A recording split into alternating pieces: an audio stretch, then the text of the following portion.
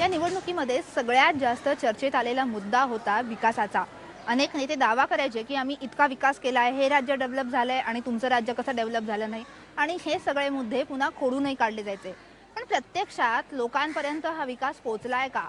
लोकांना असं वाटतंय का की विकास झालेला आहे आपल्या भागामध्ये आणि नेमका विकास हवा आहे तो कशा सगळ्या पद्धतीचा? याबद्दलच आज आपण यंगिस्तान जिंदाबादमध्ये बोलणार आहोत. हाय, मी प्राची. यंगिस्तान जिंदाबादमध्ये तुम्हा सगळ्यांचं स्वागत. आज आपण यंगिस्तान जिंदाबादच्या शूटसाठी आलेलो आहोत आझम कॅम्पसमध्ये. आझम कॅम्पसमधली ही सगळी तरुणाई आणि त्याचबरोबर वेगवेगळ्या राजकीय पक्षांचे प्रतिनिधी देखील आपल्याबरोबर आहेत. सगळ्यात पहिला प्रश्न असणार आहे, विकास नेमकं म्हणायचं कशाला? विकास म्हणजे काय? तुला काय वाटतं, विकास म्हणजे काय? हर एक सेक्टर डेवलपमेंट हो, सिर्फ एजुकेशन सिस्टम नहीं, इंफ्रास्ट्रक्चर एमएनसीज, मल्टीनेशनल कंपनीज और भी जो इंफ्रास्ट्रक्चर फैसिलिटीज़ अगर सब डेवलप्ड हो गए तभी जाके कंट्री डेवलपमेंट होगी. किसी एक सेक्टर के डेवलपमेंट से कुछ नहीं होता. सर्वप्रथम युवकांचा विकास झाला पाहिजे, त्यानंतर कुटुंबाचा विकास, त्यानंतर समाजाचा विकास, त्यानंतर राज्याचा विकास आणि त्यानंतर राष्ट्राचा विकास होईल. आपली पहिलीच फळी युवकांचा विकासच झालेला नाही.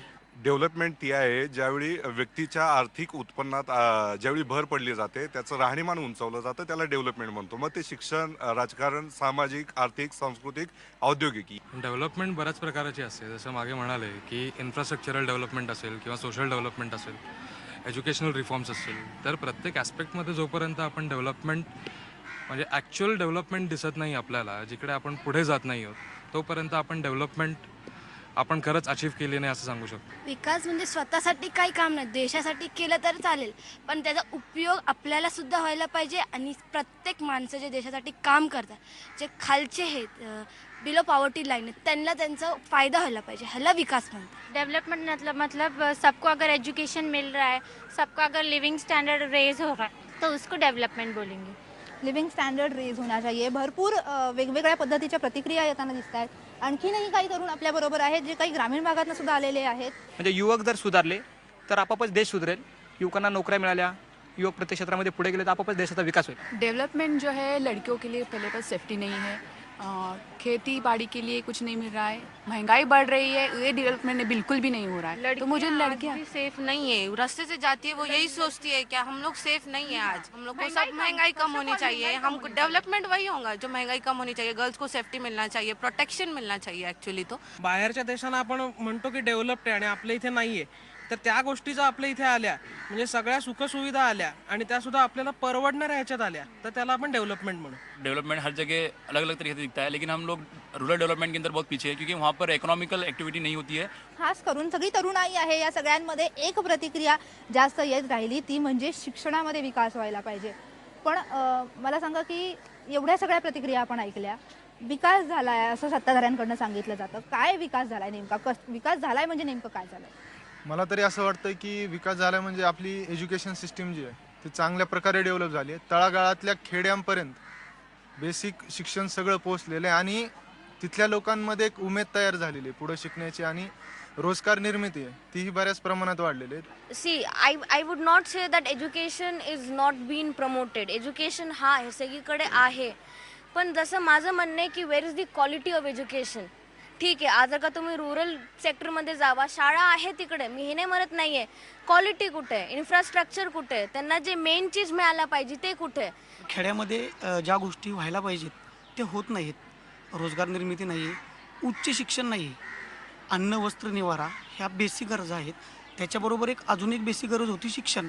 ते बेसिक शिक्षण आपण देतोय, सरकारने ते दिलेलं आहे, पण त्याच्यानंतरच्या ज्या गोष्टी आहेत नुसतं शिक्षण देऊन चालणार नाही, तर त्या शिक्षणाला योग्य दर्जाचा रोजगार निर्मिती मिळाली पाहिजे आणि ती खेडेगावामध्ये मिळाली पाहिजे असं मला वाटतं. खेडेगावामध्ये ही मिळाली पाहिजे असं वाटतंय. मला सांगा, तुम्ही पण ग्रामीण भागात राहताय. ग्रामीण खरं तर म्हणायला आहे हा भाग, पण सगळ्यात जास्त आपण जर म्हटलं महाराष्ट्रामध्ये अनेक ठिकाणून म्हटलं, बारामती म्हटलं की सगळ्यात विकसित झालेला भाग आहे, पण याच बारामतीमध्ये सगळ्या तळागाळात हा विकास पोहोचलाय.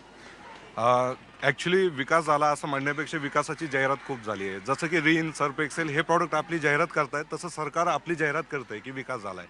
आता मी बारामतीमध्ये राहतोय, काही गोष्टी आहेत की इंडस्ट्रीयल सेक्टरमध्ये बघतोय की आपण युवकांचा विकास व्हायला हवा आहे, तर इंडस्ट्रीयल सेक्टरमध्ये एकही प्लॉट शिल्लक नाही आहे. MIDCमध्ये आता अशी परिस्थिती आहे जवळपासच्या इंडस्ट्रीयल एरियामध्ये. म्हणजे या पिढीमध्ये युवक उद्योजक जन्मालाच येणार नाही का? सगळे प्लॉट दिलेत आणि आता एकही जागा शिल्लक नाही. हा विकास कसा म्हणायचा? बाजीचं आहे, कारण की जर बघितलं तर पेपरवर गव्हर्नमेंटच्या पॉलिसीजवर पेपरवर मोठ्या मोठ्या डेव्हलपमेंटच्या गोष्टी केल्या जातात, त्याचा एजेंडा तयार केला जातो, पण इम्प्लिमेंटेशन कुठं आहे? ग्राउंड लेवल ते जे बोलत होते ते मात्र खरंच आहे की तेव्हा तुम्हाला एका सेक्टरकडे तुम्ही हे करता, इंडस्ट्रीला डेव्हलप करायचं, आणि मात्र रुरल भाग तुम्ही 10 लोकांसाठी 90 लोकांना प्रॉब्लेममध्ये आणतात, आणि इम्प्लिमेंटेशनचं सगळ्यात मोठं प्रॉब्लेम आहे. त्याच्यामुळे विकास मात्र कागदावर झाला आहे, खाली तळगडावर नाही चाललं. काही अर्थी बघितलं तर इम्प्लिमेंटेशन सत्ताधारी पक्षाकडून केलं जाते, बट ते त्या अंशी ज्या तळागाळातल्या लोकांपर्यंत पोचायला हवं तितक्या प्रमाणात पोचवलं जात नाही. मला असं वाटतं की विकास म्हणजे बारामती, कारण तुम्ही बारामतीत जाल तर तिथे तुम्ही शिक्षणाच्या बाबतीत, आता तुम्ही मुद्दा उपस्थित केला म्हणून मी सांगते, बारामतीत ज्युनियर KG मध्ये गेलेला मुलगा तो लॉ म्हणजे ॲडव्होकेट होऊन किंवा इंजिनियर होऊनच त्या कॉलेजमधून बाहेर पडतो. आज जर एवढी डेव्हलपमेंट बारामतीत झालेली असेल तर मला असं वाटतं की प्रत्येक आमदार किंवा खासदाराने जर त्याच्या एरियात एवढी डेव्हलपमेंट केली तर नक्कीच आपला महाराष्ट्र पण डेव्हलप याच बारामतीच्या गावाच्या बाजूला असलेल्या 22 गावांचा पाण्याचा प्रश्न अजूनही सुटलेला नाही, जे तुमचे खासदार पण मान्य करतात. बारामतीचा काही भाग जिरायत क्षेत्रामध्ये येतो. आता पुरंदर उपसा सिंचन योजनेची जी योजना आहे ती आता अंतिम टप्प्यामध्ये आलेली आहे, आणि त्या योजनेद्वारे आपण जिरायत भागातील 22 गावांना पाणी पोहोचवण्याचा नक्कीच प्रयत्न करणार आहोत. आणि 22 म्हणजे जवळजवळ 100 गावातल्या 22 गावांना पाणी नाही, पण उरलेल्या ज्या 75 गावांना पाणी पण ते आहे 22 गावांचा प्रश्न सुटायला नको का, याचा अर्थ? ज्या सत्ताधारी पक्षांची जी गोष्ट आहे ते फक्त बारामतीमध्ये नाही तर महाराष्ट्राला रूल करताय. फक्त बारामती म्हणजे डेव्हलपमेंट म्हणजे काय? तुमचाच पक्ष महाराष्ट्राला रूल करतो, मग तिथं प्रॉब्लेम काय? दुसरी गोष्ट, ॲग्रिकल्चर जे मिनिस्टर आहे, सेंट्रल मिनिस्टर ॲग्रिकल्चर मिनिस्टर आहे, यांच्याच पक्षाचे सगळ्यात म्हणजे सुप्रीम हेड आहे ते ॲग्रिकल्चर मिनिस्टर आहे. आणि ॲग्रिकल्चरची जी प्रॉब्लेम आहे, शेतकऱ्यांची जी प्रॉब्लेम आहे ते आपल्याला माहीत आहे. तर बारामती म्हणजे डेव्हलपमेंट म्हणजे काय? तुम्हाला आम्ही बारामतीसाठी वोट दिले नाही ना, तुम्हाला 22 जागापैकी आम्ही कितीतरी जागा वोट दिले, तुम्हाला इथं निवडून आणलं, मग बारामतीच का? ॲक्च्युली काही अंशी बोलायला गेलं तर बारामतीमध्ये शैक्षणिक औद्योगिक विकास झालेला आहे, परंतु तो विकास ज्यावेळी समाजातील शेवटच्या घटकापर्यंत पोहोचायला पाहिजे, इतरांच्या मानाने बघितलं तर महाराष्ट्रात आम्ही प्रगत आहोत, हे मला मान्य आहे.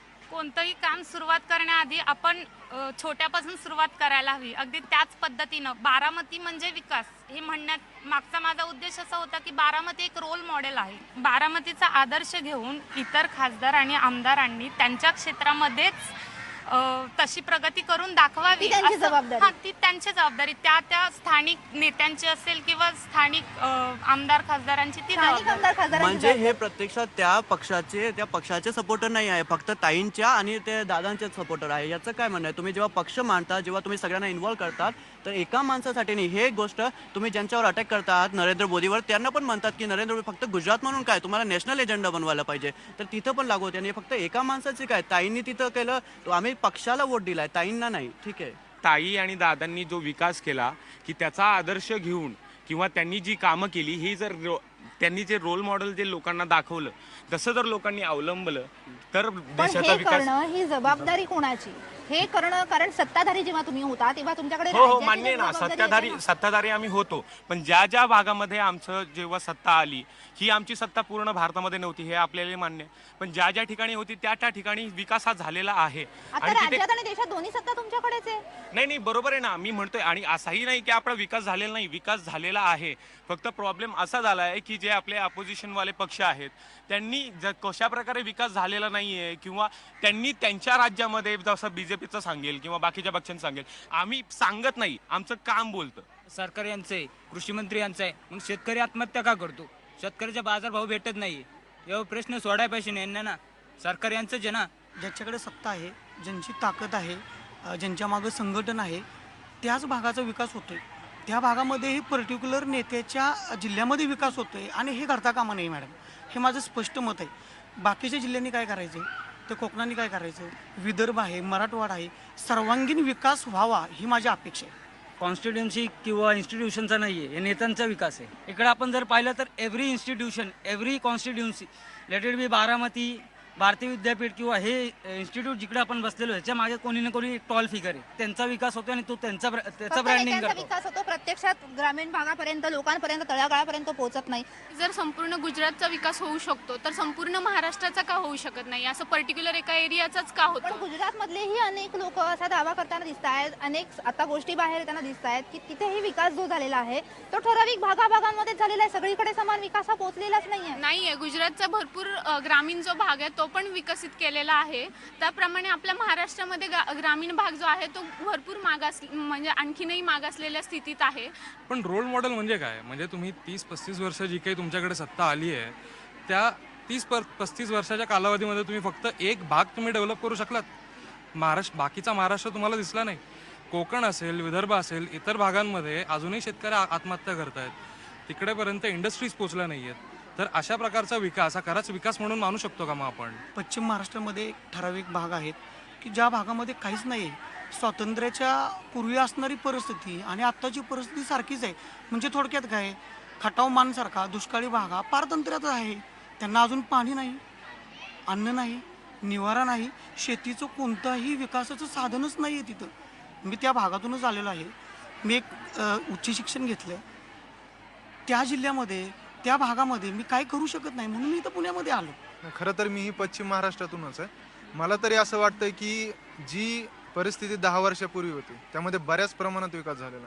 म्हणजे वेगवेगळ्या संस्थांच्या शाळा असतील, नंतर रोजगाराचा प्रश्न असेल, नंतर शेतीमालासाठी मिळणारी जी बाजारपेठ असेल, अशा प्रत्येक गोष्टी हळूहळू डेव्हलप होत गेल्यात. आणि मला तरी आत्ता तरी वाटतं की सध्या पश्चिम महाराष्ट्र चांगल्या परिस्थितीमध्ये आहे.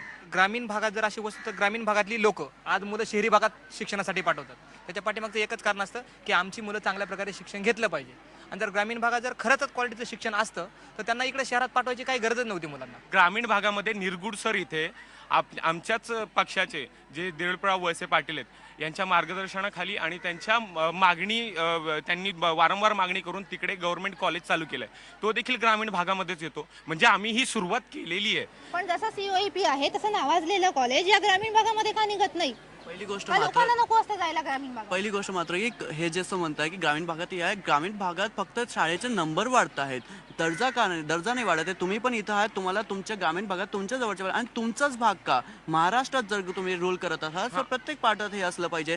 आणि नंबर वाढवणे म्हणजे दर्जा वाढवणं नाही आहे. माझे वडील जेव्हा ग्रामीण भागात शिक्षण घेतले होते आणि मी जेव्हा शिक्षण घेत होतो दोघांत काहीच फरक नव्हता. ज्यावेळेस मी 7वी शिकलेलो ते त्यांनाही तसंच होतं. म्हणजे ग्रामीण भागाचा दर्जा मात्र वाढलेलाच नाही, मुळीच नाही. याच्यामध्ये उत्तम शिक्षण हे मिळतंच, कारण तिथे कोणत्याही प्रकारची तडजोड केली जात नाहीये. आणि जसंही शहरीकरण, जसं आपण वाघोलीचा एरिया बघाल किंवा या ठिकाणी इंजिनिअरिंग कॉलेज खोलण्याचे आणि नवीन नवीन ग्रामीण भागात कॉलेज खोलण्याचा प्रस्ताव आमच्या सरकारने येत्या आगामी निवडणुकांमध्ये मांडलेला आहे आणि तो नक्कीच यशस्वी होईल असं मला वाटतं. गव्हर्नमेंट कॉलेज सोडा हो, तुमचे स्वतःचे जे सत्ताधारी नेते आहेत त्यांचे सुद्धा जे पाल्य आहेत ते जातात का गव्हर्नमेंट शाळेत? मला हा मुद्दा मांडायचा आहे. म्हणजे ते स्वतः त्याला डिग्रेडेड मानतात आणि पुढे जातात. मलाही म्हणायचं की हा वैयक्तिक ते वार करतात. 60% जागा मोकळी आहे पण एका नवीन उद्योजकाला ती जागा मिळत नाही, तर ही गोष्ट फार चुकीची आहे असं मला वाटतं. तितकंच बरोबर नाहीये, कारण बारामतीमध्ये पूर्वी हार्डली एखादी कंपनी होती, पण आज तुम्ही जाल बारामतीमध्ये तर भरपूर साऱ्या कंपन्या आल्यात. रूरल एरिया में तो डेवलपमेंट है ही नहीं, वहाँ पे लाइट ही नहीं है, तो वहाँ इंडस्ट्री कहाँ से आएंगी? जहाँ पे ऑलरेडी डेवलपमेंट है आप वहीं पे डेवलपमेंट और बढ़ा रहे हो. सर्वांगीण विकास व्हायला पाहिजे हीच माझी अपेक्षा आहे आणि एका मुद्द्यावर बोलून चालणार नाही.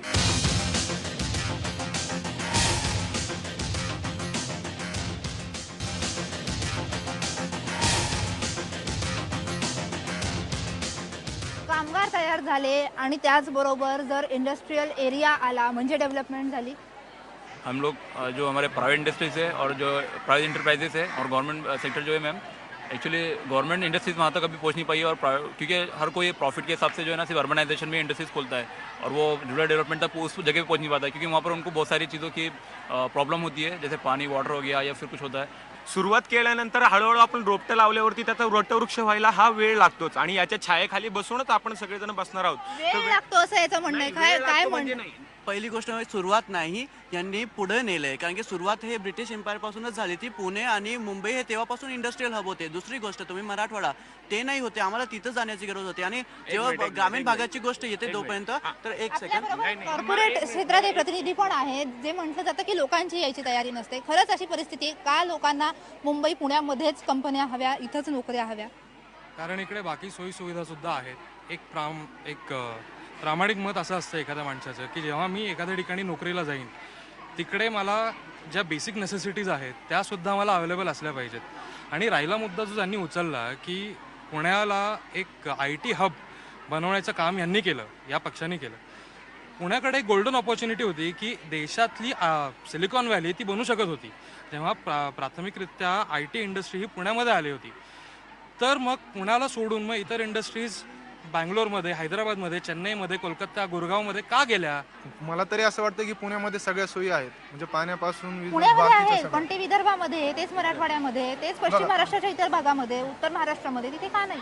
प्रत्येक गोष्ट ज्यावेळेस इंडस्ट्री ज्यावेळेस येते, म्हणजे मला तरी असं वाटतं टेक्निकल फील्ड म्हणून की त्यावेळेस तिथं बेसिक गरजा ज्या आहेत, पाणी असेल, वीज असेल, या गोष्टी ज्या आहेत त्यात भागात प्रमाण खूप कमी आहे. त्यामुळे इंडस्ट्री तिथं येणं, पण हे करणं ही जबाबदारी हा हे करणं एक जबाबदारी सरकारचीच आहे. ॲक्च्युली बारामतीमध्ये 2000 एकरपेक्षाही जास्त आरक्षण केलेलं आहे MIDC मध्ये.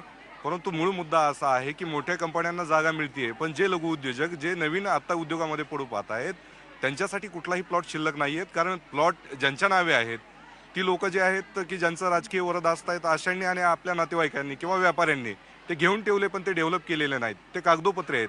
मग ज्यावेळी 60% जागा मोकळी आहे पण एका नवीन उद्योजकाला ती जागा मिळत नाही, तर ही गोष्ट फार चुकीची आहे असं मला वाटतं. तितकंसं बरोबर नाहीये, कारण बारामतीमध्ये पूर्वी हार्डली एखादी कंपनी होती, पण आज तुम्ही जाल बारामतीमध्ये तर भरपूर साऱ्या कंपन्या आल्यात, भरपूर लोकांना रोजगार मिळाला या बारामतीमधून. इवन ग्रामीण भागातल्या ज्या स्त्रिया आहेत त्यांना टेक्स्टाईल पार्क सारखी एक कंपनी बारामतीमध्ये तयार केलेली आहे, जेणेकरून ग्रामीण भागातली घरात काम करणारी किंवा शेतात जाणारी स्त्री सुद्धा आज स्वतः कॉन्फिडंटली शहरामध्ये येऊन पण ती काम शहरामध्ये करते. यावं लागतं, हाच प्रश्न आहे ना, त्यांच्यापर्यंत पोहोचती का सुविधा? कुठेही कंपनी स्टार्ट करायची असेल तर त्यासाठी काही क्रायटेरियाज असतात. लाईक तिथे तेवढ्या प्रमाणात त्यांना रोजगार साठी म्हणजे तेवढ्या प्रमाणात मॅनपॉवर असली पाहिजे, तिथे तेवढ्या प्रमाणात पाणी असलं पाहिजे, तेवढ्या प्रमाणात वीज असली पाहिजे, हे मी मान्य करते. म्हणजे मान्य करतायत सत्ताधारी कुठेतरी की ह्या सगळ्या सोयी सुविधा ते देऊ शकलेले नाही आहेत. इंडस्ट्रीज डेवलप करण्यासाठी ज्या बेसिक सोयी सुविधा आहेत, मैम दिखाने के लिए तो रोड बन जाते हैं, लेकिन 1-2 महीने के बाद वापस वो जैसे के वैसे हो जाते. और रूरल एरिया में तो डेवलपमेंट है ही नहीं, वहाँ पे लाइट ही नहीं है, तो वहाँ इंडस्ट्री कहाँ से आएंगी, कहाँ से लोग खाने के लिए मिलेगा तो इंसान कुछ सोचेगा. वहाँ पर पानी नहीं, लाइट नहीं, क्या सोचेगा इंसान और क्या करेगा आगे. जहाँ पे ऑलरेडी डेवलपमेंट है आप वहीं पे डेवलपमेंट और बढ़ा रहे हो. जहाँ पे डेवलपमेंट नहीं है वहाँ पे लोग जाके देखो ना. जब तक आप पूरी चीज़ को एक इक्वल प्लेटफॉर्म में नहीं लाओगे उसको आगे कैसे बढ़ाओगे आप? हम लोग इतने सालों से सुनते आ रहे हैं कि इंडिया डेवलपिंग कंट्री इतने सालों से, मगर अब तक डेवलपमेंट नहीं हुआ. तो कोई ऐसा तो है जो ये डेवलपिंग वर्ड को निकाल दे और डेवलप वर्ड लाए. हम इतने सालों से सुनते आ रहे हैं डेवलपिंग होगा होगा होगा, ये सुनते सुनते हमारे पहले भी चले गए, अभी हम लोग भी चले जाएंगे. जाहीरनाम्यांमध्ये पुन्हा पुन्हा प्रश्न येतो, बिजली, सडक, पाणी, हे 3 गोष्टी सुटलेल्या नाहीयेत. प्रश्न हे आता देताना दिसत आहे, पण आपण किती काळ ह्याच्यामध्ये अडकून पडायचं? या मुद्द्यांवर खरंच बोलण्याची गरज आहे, कारण एवढ्या वर्षात सरकारने काही केलेलंच नाहीये, म्हणून बोलावं लागतंय. डेव्हलपमेंट हवी आहे म्हणजे काय हवंय तुम्हाला? की जर कोणी कंपनीत कामाला गेलं तर विचारतात तुला कोणी पाठवले, मग तुला सरपंचांनी पाठवले का, जिल्हा परिषद सदस्यांनी पाठवले का, पंचायत समिती सदस्यांनी पाठवले. म्हणजे कोणाच्या तरी आधाराखाली, मग तो 12वी शिकलेला असला तरी आणि डिग्री घेतली असली तरी तो सांगेल तेव्हा याला कामाला लावलं जातं. मग जर अशीच परिस्थिती राहिली, ही परिस्थिती चेंज व्हावं लागेल, कारण त्या ठिकाणी मुलाचा बायोडाटा बघून त्याला कामावर घ्यावं लागणार आहे. सबसे पहले तो हमें महंगाई कम करनी चाहिए. सबसे पहले LBT टैक्स जो है वो भी लागू होता है. रोड के जो डेवलपमेंट है वो होना चाहिए.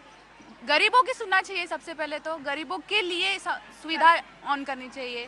सरकार ने गरीबों को लेकर चलना चाहिए. हमारे से ही सरकार बनती है, हम जब वोट करते हैं तभी वो लोग पार्टी आती है. टाळी एका हाताने वाजत नाही, म्हणून आपण युथ म्हणून सर्वांनी पुढे येऊन ज्यावेळी तळागाळातली मुलगी ज्यावेळेस कॉन्फिडंटली पुढे येईल त्यावेळेस तेव्हा मला विकास होईल असं तुला वाटतंय? तुला काय अपेक्षा आहे? कशा पद्धतीची डेव्हलपमेंट हवी आहे? फक्त तरुणाईंनी करून काही होणार नाही. आपल्याकडे तरुणाई आहे पण त्याला संधी भेटत नाहीये. सर्वांगीण विकास व्हायला पाहिजे हीच माझी अपेक्षा आहे आणि एका मुद्द्यावर बोलून चालणार नाही.